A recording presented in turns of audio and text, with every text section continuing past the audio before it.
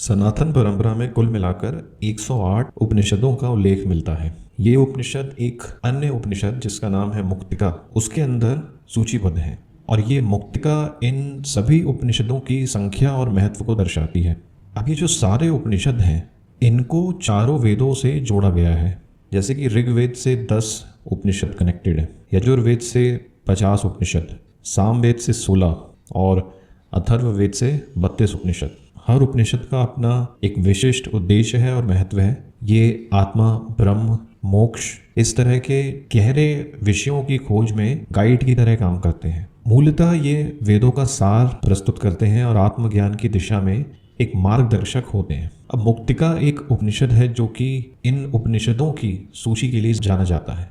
यह यजुर्वेद से संबंधित है और इसमें कुल 108 उपनिषदों की सूची दी गई है। ये उपनिषद स्वयं वेदांत और ज्ञान के विषयों को केंद्र में रखता है, लेकिन जो मेन इसका पर्पस है वो बाकी उपनिषदों की संख्या और उसके महत्व को स्थापित करना। अब जो मुक्तिका है वो भगवान राम और हनुमान के बीच एक संवाद की तरह है। इस संवाद में राम हनुमान को यह उपदेश देते हैं कि मुक्ति प्राप्त करने के लिए कौन कौन से ग्रंथों और उपनिषदों का अध्ययन करना चाहिए। विशेष रूप से राम बताते हैं कि मांडुक्य उपनिषद अकेले ही मोक्ष प्राप्ति के लिए पर्याप्त है, क्योंकि यह द्वैत वेदांत के गहरे प्रिंसिपल्स को प्रस्तुत करता है। अब मुक्तिका उपनिषद के अनुसार उपनिषदों को वेदों से कनेक्ट किया गया। अब जैसे ऋग्वेद से जुड़े हुए जो 10 उपनिषद हैं इनका अपना खुद का शांति मंत्र होता है। ये सारे प्रकृति, स्तुति और ध्यान के विषय से जुड़े हुए हैं।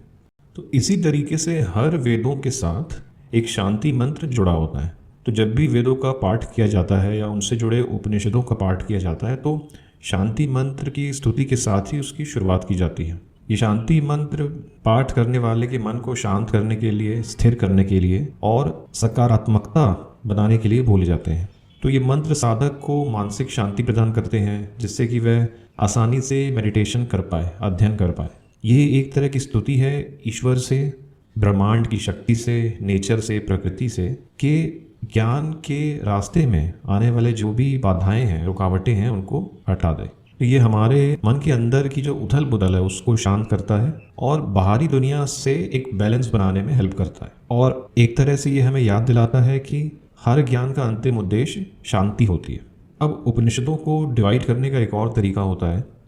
तो इसमें क्या होता है कि जो पहले 13 उपनिषद हैं इनको मुख्य उपनिषद बोला जाता है। इसके अंदर आते हैं कठ उपनिषद, केन उपनिषद, मांडुक्य, बृहदारण्यक, प्रश्न, तैत्तिरीय उपनिषद। इसके बाद जो 21 उपनिषद हैं उनको सामान्य वेदांत या सामान्य उपनिषद बोला जाता है। इसके अलावा जो बाकी उपनिषद हैं उनको पंथों के हिसाब से डिवाइड किया जाता है। जैसे 20 उपनिषद हैं उनको जो संन्यास से कनेक्टेड हैं उनका एक अपना डिवीज़न है। 8 उपनिषद हैं जो कि शक्ति और तंत्र पर केंद्रित हैं, उनको शाक्त उपनिषद बोलते हैं। 14 उपनिषद जो विष्णु और भक्ति पर आधारित हैं उनको वैष्णव बोला जाता है। 12 उपनिषद को शैव बोला जाता है जो शिव जी और आत्मचिंतन पर आधारित है। और 20 उपनिषद जो कि योग और ध्यान पर केंद्रित हैं उनको योग उपनिषद बोला जाता है। तो उपनिषद वेदों का सार हैं, इसलिए उन्हें उनके मूल वेद से जोड़ा गया और उपनिषद अलग अलग विषयों पर प्रकाश डालते हैं। तो इस विभाजन से जो भी जिज्ञासु व्यक्ति है वो अपनी रुचि और आवश्यकता के अनुसार उपनिषद का अध्ययन कर सकता है।